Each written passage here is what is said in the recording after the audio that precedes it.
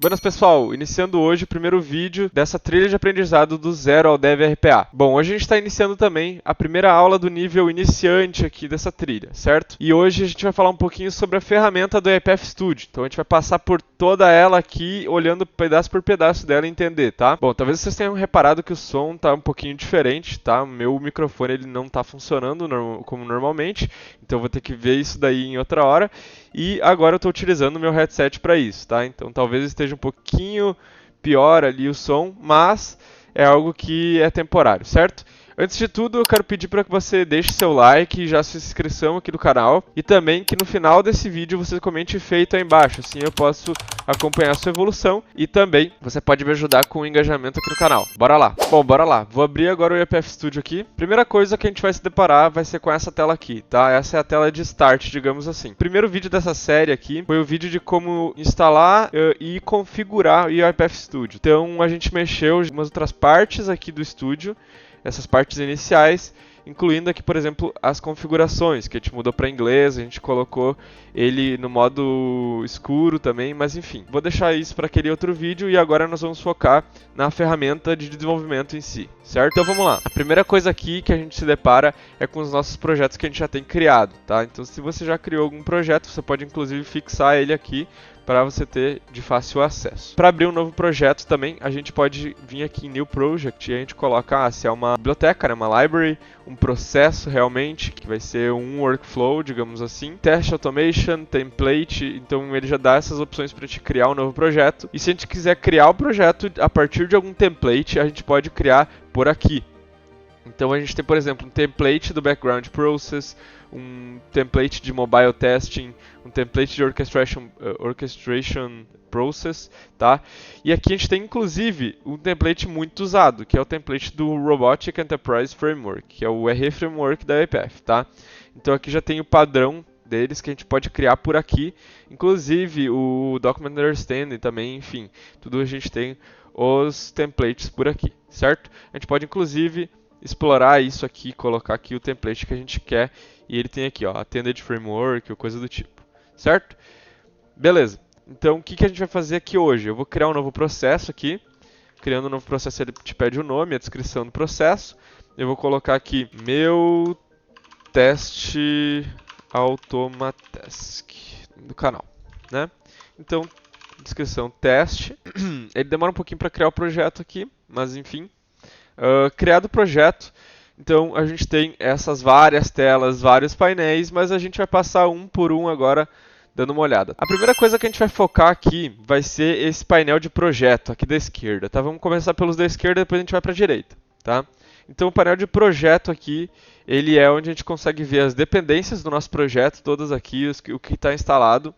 E a gente consegue ver os workflows também, como por exemplo a main, que é o que está criado aqui. Eu posso criar aqui outros workflows ou folders, organizar aqui se eu quero criar um test case, organizar meu projeto aqui nessa aba, certo? Então vamos lá, vamos criar um workflow, colocar o nome de teste, tá? Então aqui já tenho meus workflows e eu consigo ver eles aqui, tá? Se eu quiser criar uma pasta para eles, um TXT aqui que eu possa mexer, posso criar ali, tá? O segundo painel aqui é o painel de atividades, aqui do lado de projetos aqui, que normalmente fica na esquerda, tá? Então aqui a gente consegue ver todas as atividades. Então, por exemplo, se eu quiser colocar um log message aqui, para que ele escreva alguma coisa na tela, um oi, né? Então, beleza, eu vou puxar a atividade e vou jogar aqui, tá? Outra maneira de pegar a atividade também é tu clicar nesse maisinho aqui que tem sempre, e aí tu pode digitar a atividade aqui e pegar daqui, tá? Sem problema nenhum, como preferir. Esse painel de atividades aqui, vocês podem inclusive vir aqui em Filter By e vocês podem colocar alguns filtros nisso, tá? Podem ver que aqui ele está por padrão vindo só atividades do moderno, mas se eu colocar clássico aqui, ele vem atividades do clássico também. Por exemplo, se eu pesquisar clique aqui, sem o clássico, ele viria só essas atividades. Colocando o clássico, ela vem mais atividades, tá? Mas enfim, vou deixar sem o clássico aqui. E vamos para o próximo painel, o painel de snippets. Bom, aqui no painel de snippets a gente tem algumas coisas pré-configuradas, que você pode criar snippets e sempre deixar já preparado aí na sua máquina, digamos assim. Então, por exemplo, digamos que você tem um snippet que é um log message que você sempre vai puxar para suas automações, no começo de algum workflow, coisa do tipo, por boa prática que você queira usar, tá? Então, é algo que já está pronto. Ó, vou usar esse ping monitor aqui, por exemplo. Se eu puxar ele para cá, ele vai trazer uma série de atividades já pré-configuradas que eu nem desenvolvi, tá? E que, no caso, eu não preciso desenvolver. É algo que já está pré-configurado e eu posso só trazer aqui e usar, certo? Então aqui já está pronto, tá?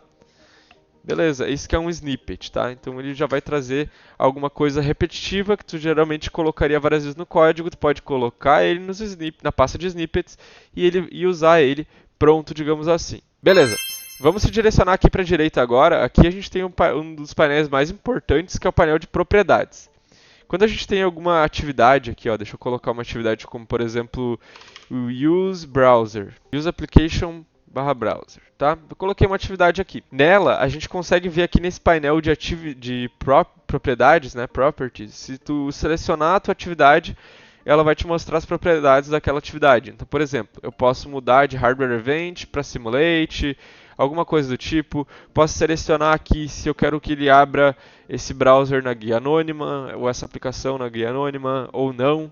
Tá? Se eu quero que ele nunca feche, sempre abra, ou só abra se não tiver aberto, enfim. Todas as propriedades elas são configuradas por aqui. Tá? Então é bem importante que a gente sempre fique ligado nessa aba aqui de propriedades. Bom, vamos seguindo aqui para o painel aqui da direita ainda de Data Manager, tá? O que é o Data Manager? Data Manager a gente tem uma visão de todas as variáveis e argumentos que a gente tem no nosso código, tá? Então aqui a gente consegue ver, por exemplo, aqui a gente não tem nada ainda, tá? A gente não tem variável e argumento criado para esse cara ainda. Mas digamos que a gente tivesse vários workflows, e esses workflows aqui, cada um tem seus argumentos e suas variáveis. Quando eu entrasse dentro dessa main aqui, se eu vier aqui criar, por exemplo, o var1, tá? Que é a minha variável 1. Eu já consigo ver aqui nas variáveis, eu venho aqui na main e venho em variável 1, eu consigo ver aqui, por exemplo, o tipo de variável que é string, o escopo dela, que é da main mesmo, né, desse workflow main. Um default value que eu posso colocar para ela, por exemplo, eu posso editar tudo por aqui, tá? Então, tudo isso é importante aqui nessas variáveis e tudo mais. Aqui a gente vê variáveis e argumentos. Até algumas coisas de queue aqui a gente consegue ver, tá? Mas, também se você quiser setar variáveis ou coisas do tipo, você pode mexer por aqui também, tá? Então, aqui embaixo, a gente também tem essa função. Argumentos é praticamente a mesma coisa, tá? Mas vamos lá, beleza? Esse é o painel de Data Manager, faz isso tudo. Em complemento, a gente tem aqui embaixo esse menuzinho para que a gente possa setar as variáveis. E a última coisa que a gente tem aqui para complementar, que só para não deixar passar batido, é os imports, tá? A gente vai falar mais dele depois. Não é algo que a gente usa tanto no dia a dia, digamos assim, mas a gente tem namespaces, digamos assim, quando a gente se trata de C# e .NET ali por trás, que é o que acontece por trás aqui do EPF Studio, tá? E aqui a gente pode definir, por exemplo, aqui a gente pode ver que tem o System Activities, Expressions. Isso faz com que a gente possa escrever algumas expressões em alguns assigns ou coisa do tipo e não mostrar erro, porque tem a compatibilidade com esse namespace, tá? Então, é basicamente isso, é algo um pouco mais avançado, é algo que a gente não utiliza tanto no dia a dia, então não se foque tanto nisso, tá? Bom, então partindo agora para esse painel de Object Repository aqui, tá? Eu vou ter que explicar algum outro contexto para vocês para mostrar a funcionalidade desse Object Repository aqui. Ele é uma boa prática e ele pode ser bastante utilizado, tá? Eu geralmente utilizo ele em todas as automações que eu tenho algum seletor. O que é um seletor? Tá? Um seletor pode ser considerado o seguinte, ó. Eu tenho aqui no meu Google, vim aqui no meu Google e eu quero escrever alguma coisa aqui, tá? Então eu vou escrever alguma coisa aqui. E para escrever aqui, esse aqui é um elemento UI, tá?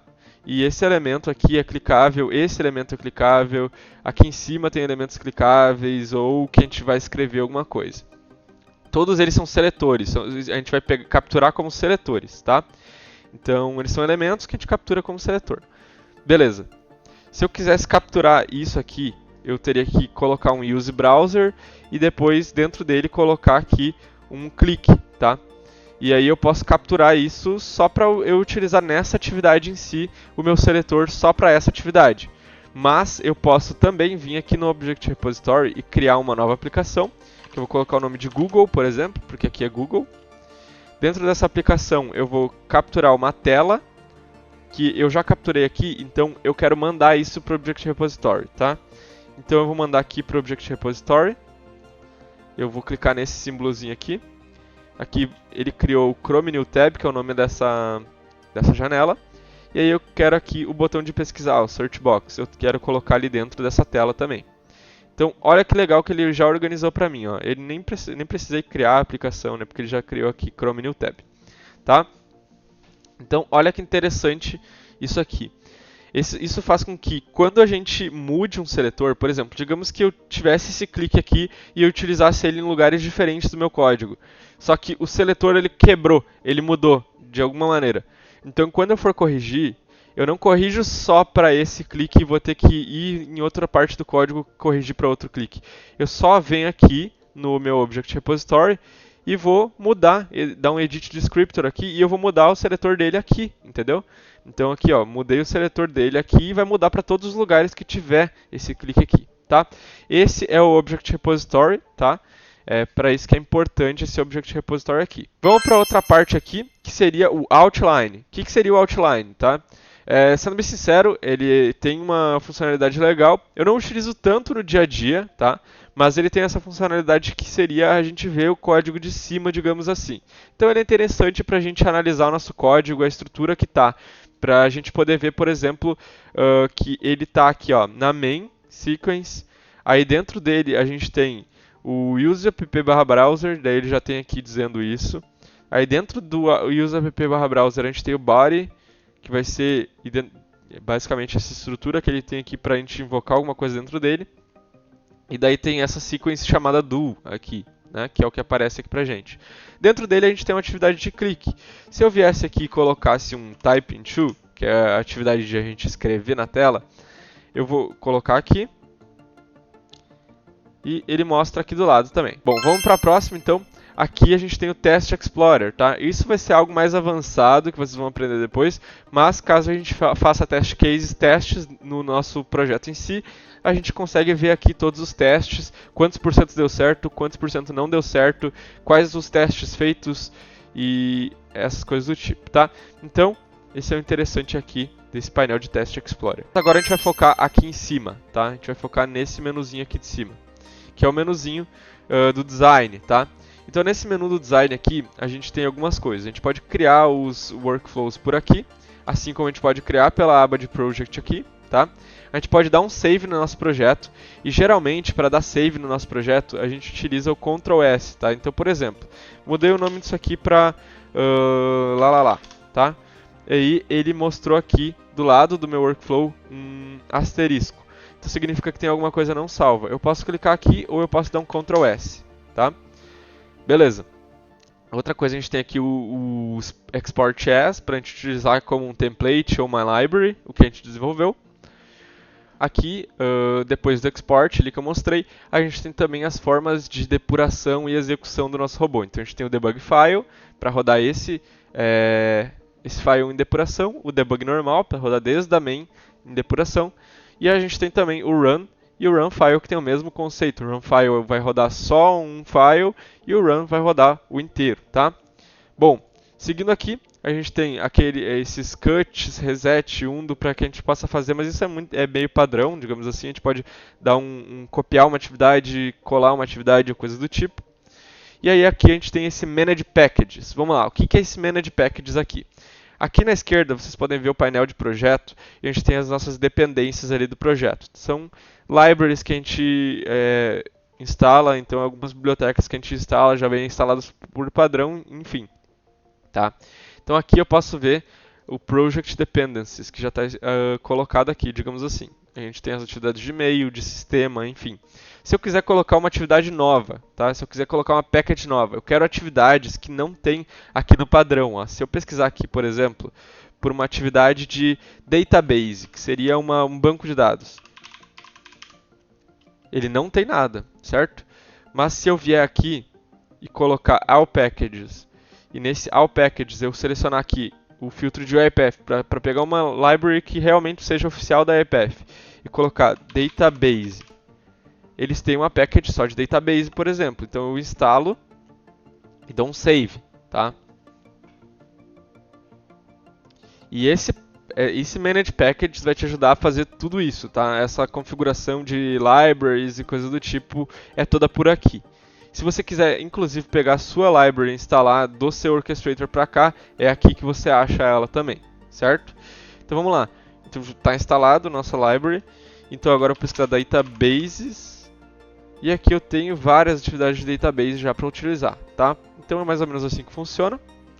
Aqui eu tenho um pouquinho do Test Manager que a gente pode utilizar vendo lá pela UiPath também os nossos testes, tá? Fazer algumas integrações. Não vou entrar nesse mérito agora. Bom, a gente tem esse app Web Recorder aqui também, tá? Que é basicamente que a gente pode clicar nele e os passos que a gente fizer, o que a gente clicar, o robô iria automatizar também, tá? Então a gente tem como fazer isso aqui também. A gente tem esse Computer Vision aqui também, que é algo que a gente vai poder fazer para ler alguma coisa que não está digitalizada ou coisa do tipo, a gente utiliza esse Computer Vision, tá? Para falar bem a verdade, esses três aqui que eu acabei de falar não é algo que a gente utiliza sempre, tá? O teste, tudo bem, acho que é algo mais do dia a dia, mas esse app Web Recorder aqui e o Computer Vision a gente utiliza pouco, assim como o Event Trigger e tudo mais, tá? Então vamos lá, Computer Vision é mais relacionado à visão do computador realmente, então é relacionado a gente utilizar alguma interpretação do que não está digitalizado ou coisa do tipo. E aqui a gente tem o User Events, tá? Então a gente tem como colocar eventos aqui para quando acontecer alguma coisa, a gente aciona algum workflow ou a gente faz alguma ação, toma alguma ação, tá? Não é tão utilizado por aqui também, mas ele fica nesse menu. A gente tem o Table Extraction, então se a gente quiser extrair uma tabela da web, como por exemplo a tabela do Brasileirão, eu quero extrair ela lá do site de algum site da internet. E aí eu posso vir aqui e colocar o Table Extraction, tá? Então eu seleciono lá as colunas que eu quero extrair e ele extrai no formato de uma tabela, digamos assim, uma variável de tabela que é o Data Table, que a gente vai aprender mais pra frente.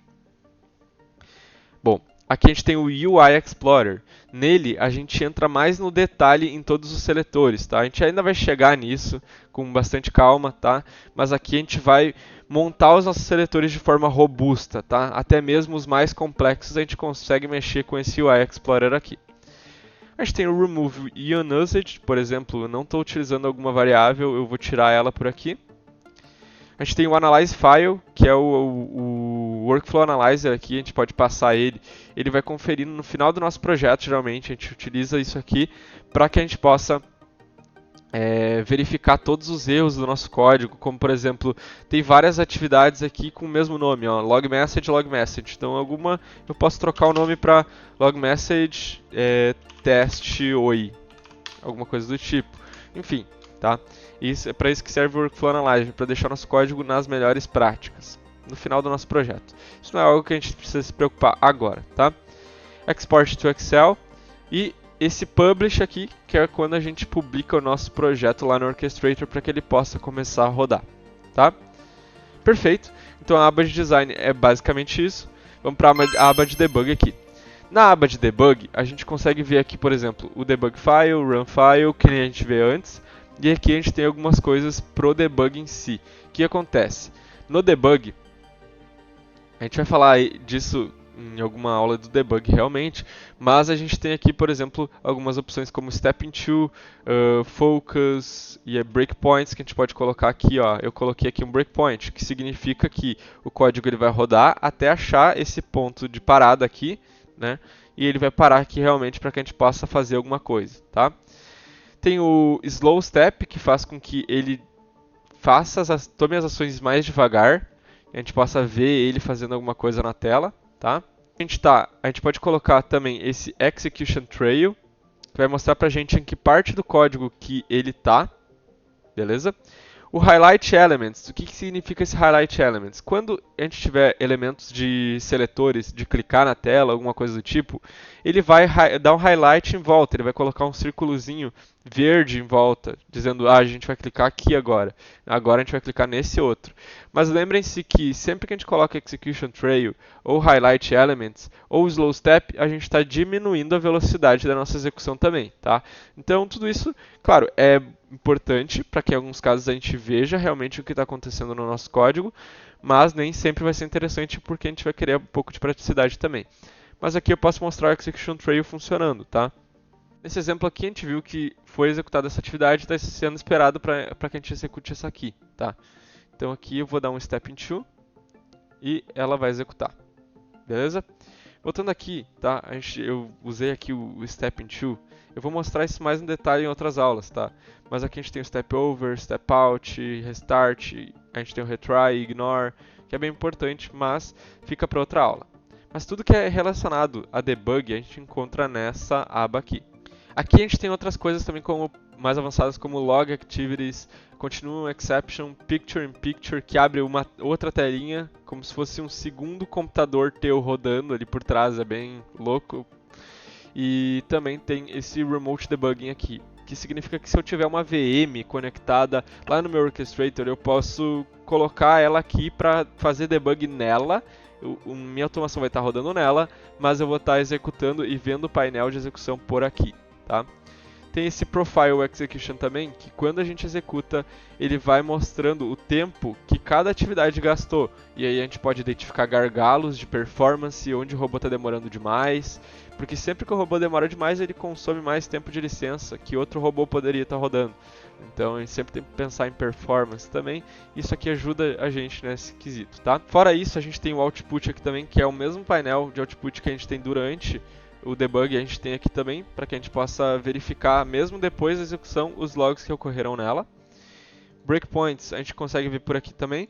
E Error List ocorre quando a gente vai executar, ele compila o nosso código e ele verifica se não tem nenhum erro. Exemplo, se tiver alguma atividade com uma variável que não existe, só que ela está lá, ela também vai mostrar um errinho na atividade em si, mas aqui ela vai mostrar, não foi possível executar por causa que tal variável não existe, tá? Então é importante a gente dar uma verificada sempre nesse error list aqui. Além disso, aqui embaixo, então, para a gente finalizar o tour pela casa, né, do ePath Studio, a gente tem aqui embaixo a conexão, nessa linha azul, a conexão com o nosso orchestrator. Então a gente tem aqui como dar refresh sempre, a gente tem como conectar com diferentes pastas no nosso orchestrator, e também aqui a gente tem a conexão, se a gente quiser colocar o source control, que é quando a gente tem, por exemplo, um Bitbucket ou um GitLab ou um GitHub, tá, para conectar, a gente pode conectar por aqui, certo? E aí a gente pode fazer mudar branch ou coisa do tipo, tudo a gente consegue mexer por aqui relacionado a Git, tá?